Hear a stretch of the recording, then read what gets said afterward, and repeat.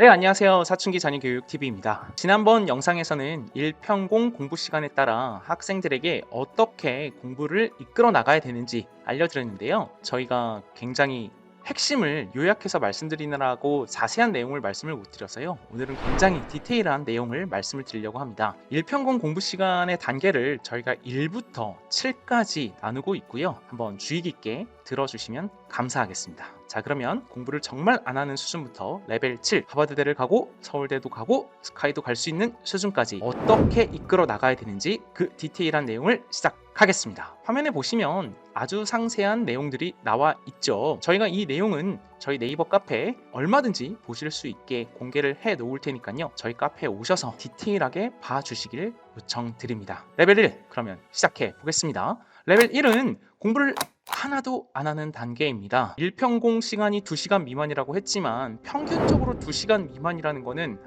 공부를 정말 안 한다는 거죠. 이때에는 항상 중요하게 말씀드리는 센터키의 황금률에 기반해서 생활을 재건하는 게 핵심입니다. 근데 이때 많은 부모님들이 착각하시는 게 공부를 어떻게 해서든 시켜야지 라고 하고 야 공부 좀 해 하나라도 더 봐 안 먹힙니다. 공부보다 더 중요한 거는 생활 리듬입니다.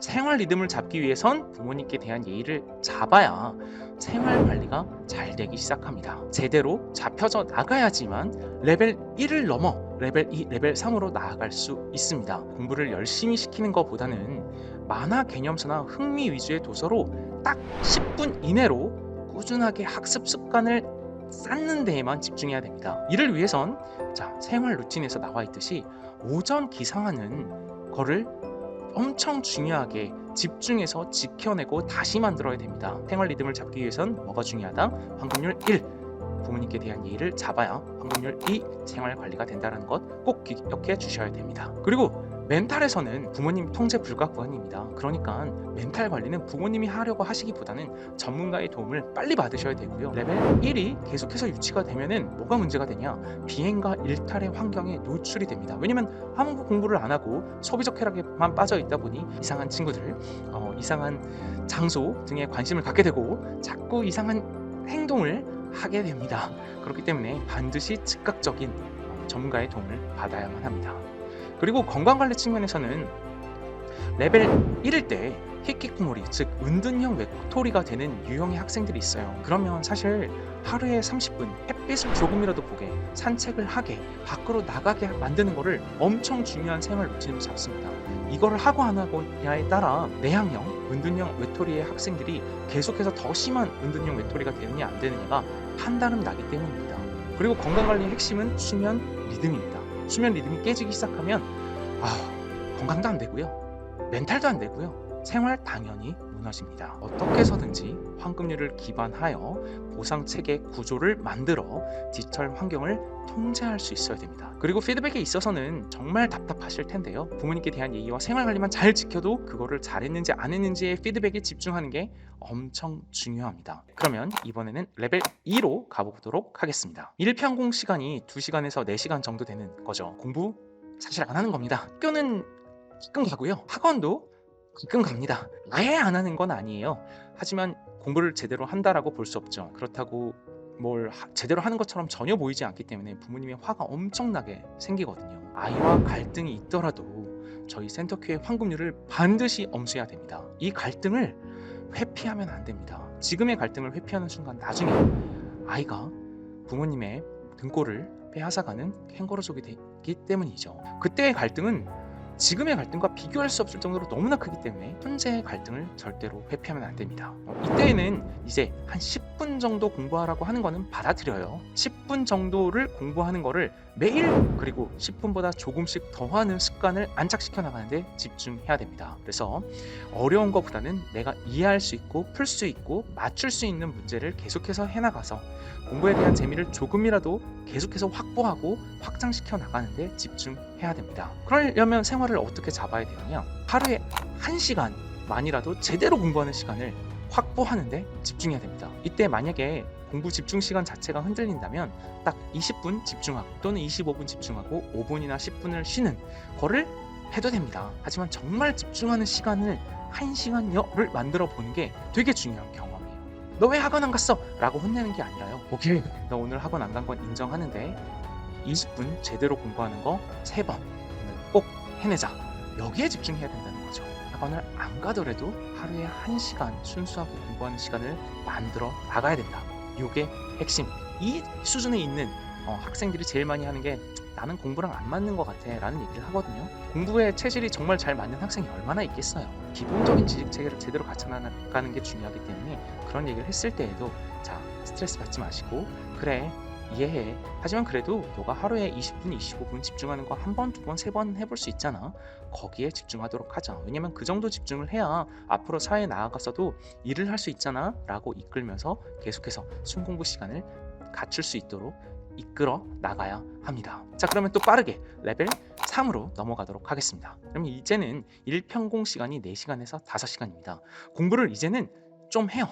뭐 성적이 막 올라갈 정도는 아닙니다. 4-5시간 공부를 한다고 해도 부모님께서 여기서 마음 약해지면서 이 정도 공부하니까 우리 아이는 뭐 큰 문제는 아니야 라고 생각하시면 안 됩니다. 적어도 하루에 6시간 이상 공부하는 습관은 미니멈 잡혀야 돼요. 사회에 나가서도 자기 할 일을 할 수 있는 사람의 근간을 만들 수 있기 때문입니다. 제가 핵심을 좀 몇 가지 말씀드리겠습니다. 여기서도 중요한 거는 건강관리입니다. 왜냐하면 루틴이랑 연결되거든요. 특히나 수면 시간 계속해서 안착시켜 나가는 게 중요합니다. 이 정도 공부하니까 내버려둬도 돼 라고 생각하는 순간 생활 리듬이 흔들리면서 수면 시간이 짧아지고 학교에 억지로 가기도 하면서 금세 알지도 못하는 흐름으로 레벨 1이나 2로 갑자기 떨어질 수도 있습니다. 그리고 이 단계에 있는 학생들도 아주 가끔 학교를 안 가는 상황이 나타날 수 있습니다. 그럼 이때는 어떻게 해야 되느냐? 오늘 망했다 라는 말을 하더라도 괜찮아. 그러면 집에서 하루에 2시간이라도 3시간이라도 집중해서 공부를 하도록 해에 집중해 주셔야 합니다. 디지털 환경 요 정도면은 부모님들이 그래도 공부 어느 정도 하니 약간 봐줘야지 라고 생각하시는데요. 만약에 학년이 어리다면 오히려 더 견고하게 잡아주셔야 되고 학년이 높다면 학년이 높기 때문에 정말 견고하게 잡아주셔야 됩니다. 왜냐면 이 단계에서 물러서는 순간 레벨 1, 2가 나타나면 문제가 커져요. 핸드폰과 유튜브 그리고 노트북 등 통제하는 거를 견고하게 유지해 주셔야 됩니다. 자, 어느 정도 공부를 하기 때문에 부모님들께서 막 학습 방법을 막 휘두르고 싶고 더 높이 발전하도록 만들어주고 싶다는 생각을 하실 수 있거든요. 하루에 4-5시간 공부하는 것도 많은 양은 아니에요. 그래서 제대로 공부하는 거에 목표를 둬야 합니다. 양을 늘리기보다는 한 단원이라도 내가 오늘 공부한 단원을 제대로 이해하고 넘어가도록 이끌어주는 데 집중해야 합니다. 이때부터 공부를 하는 게 어느 정도는 조금씩 쌓이기 때문에 그냥 약간 모르는 개념이 있어도 야, 진도 빨리 나가자 라는 욕심이 생길 수 있거든요. 근데 그렇게 되면 앞으로 진도가 나갈수록 재미가 없어지고 그래서 레벨 1, 2가 되는 단계가 생길 수 있기 때문에 제대로 개념을 하나하나 쌓아 나가는 거에 집중해야 된다라는 거에 꼭 염두해 두셨으면 좋겠습니다. 자, 그럼 레벨 4로 넘어가겠습니다. 5시간에서 6시간 올라갈 때 가장 빡세게 관리를 해야 된다라고 저희가 핵심을 정리해 놨는데요. 부모님들이 제일 많이 흔들릴 때입니다. 왜냐면 레벨 1, 2, 3과는 달리 이때는 공부하는 게 보이기 시작을 해요. 그리고 성적도 가끔 잘 나옵니다. 그리고 목표로 했던 어떤 등수 같은 것도 가끔 맞을 때도 있습니다. 그래서 부모님께서 많이 봐주고 선물도 사주고 하는 단계고요. 근데 저희가 애를 괴롭혀라가 아니라 이때 그냥 풀어주기 시작하면은 여태까지 고생해서 만들어 놓은 이 모든 흐름이 흔들릴 수밖에 없습니다. 아이가 힘들어할 때마다 데이터 기반으로 객관적인 현실의 상황을 보여주는 게 되게 중요해요. 그러면 굳이 길게 설명하고 설득하지 않아도 학생이 자기의 현실을 받아들이면서 더 개선하려는 마음을 갖기가 굉장히 수월해집니다. 규칙적인 생활. 여기도 나옵니다. 늦은 시간 야식 금지, 핸드폰 들고 침대에 눕는 습관을 차단해야 된다. 왜냐면 이 건강관리가 루틴이 흔들리기 시작하면은 당연히 이 모든 노력들이 흔들릴 수밖에 없습니다. 더더욱 생활관리 잘 잡고 더더욱 규칙적인 생활을 하도록 하자. 더더욱 자기 전에는 핸드폰을 꼭 내려놓도록 하자에 집중하셔야 됩니다. 아이와 충분히 대화를 하면서 약속을 견고하게 하고 그 견고함을 제대로 지켜나가는 게 정말 중요합니다. 또 이제 공부를 어느 정도 하니 되게 많이 나타나는 현상 중에 하나가요. 저 이제 어느 정도 공부해요. 그러니까 좀 수준 높은 상위권 애들이 공부하는 교재 저 해볼래요 라고 많이들 얘기하거든요. 이거 방어해야 됩니다. 충분히 더 높은 수준의 학습을 쌓은 다음에 해나갈 수 있으니 지금은 자기 수준에 맞는 공부를 더욱더 집중해서 하도록 하는 것. 여태까지는 공부를 해나가는 거가 중요했다면 이때부터는 모르는 거, 어려운 거, 틀린 거 또한 집중해 나가는 단계가 돼야 됩니다. 이제부터는 공부가 어느 정도 궤도에 올랐기 때문에 모르는 거, 틀리는 거를 제대로 분석해 나가는 습관을 안착시켜 나가야 됩니다. 자, 이제 중3위 단계까지 드디어 왔습니다. 이제는 석차도 오르기 시작하고요. 반에서의 성적은 이거 꽤 공부하는 애다 라고 판단을 받고 학교에서도 학생 공부 좀 해요. 사실 얘기를 듣기 시작을 하죠. 일평공 시간이 6시간에서 7시간 정도 되는 때입니다. 굉장히 유의미한 내용입니다. 왜 그러냐면 이때부터는 상당히 스스로 반성을 하고요. 피드백도 하고요. 고쳐 나가려고 해요. 그래도 여전히 불안함은 있습니다. 7시간을 제대로 넘어서야지만 완전히 다른 형태의 성실이 나타나거든요. 1시간 차이가 난다는 거는 굉장히 어려운 거예요. 부모님도 매일매일 하루에 1시간씩 매일 평균적으로 일을 더 하셔야 됩니다 라고 하면 되게 힘들잖아요. 아이들도 그렇습니다. 이때도 중요한 게 생활 루틴과 건강관리입니다. 이때부터는 애들이 스스로 수면을 약간 줄여서라도 공부하는 시간을 늘리려고 하는 마음을 갖게 되거든요. 하루에 6시간 미만으로 수면 시간을 줄이는 거는 저희는 정말 반대입니다. 일평균 수면 시간이 6시간 미만으로 내려가는 순간부터 오히려 생활이 무너지고 학습 성과, 학습 효율이 떨어지는 것을 언제나 확인해 왔어요. 수면 시간 아깝다고 생각하지 마시고 단기적인 거기 때문에 건강하게 수면 관리하는 것, 그리고 수면을 꼭 규칙적인 시간에 자고 일어나도록 하는 것, 그리고 최소한 7시간 정도는 이 정도 수면은 안착되도록 하는 게 장기적으로 굉장히 효율이 있습니다. 이때에는 열심히 하고 있다는 착각과 그리고 열심히 했으니까 놀고 싶다는 욕구 때문에 스트레스가 상당히 나타납니다. 그렇기 때문에 제대로 공부한, 즉 순공 밀도를 측정하는 게 엄청 중요합니다. 매일매일 내가 공부한 거를 스스로 피드백하고 문제를 풀어보고 그 결과를 내 데이터로 삼는, 내 데이터로 매일매일 기록하는 습관을 갖는 것이 굉장히 중요합니다. 절대로 그냥 인강만 많이 신청하고 인강만 많이 보는 시간을 공부 시간으로 생각하는 것은 절대로 하면 안 된다. 중요한 거는 제대로 공부하는지에 대한 피드백이 데이터로 만들어져야 된다는 것 꼭 명심해 주시길 바랍니다.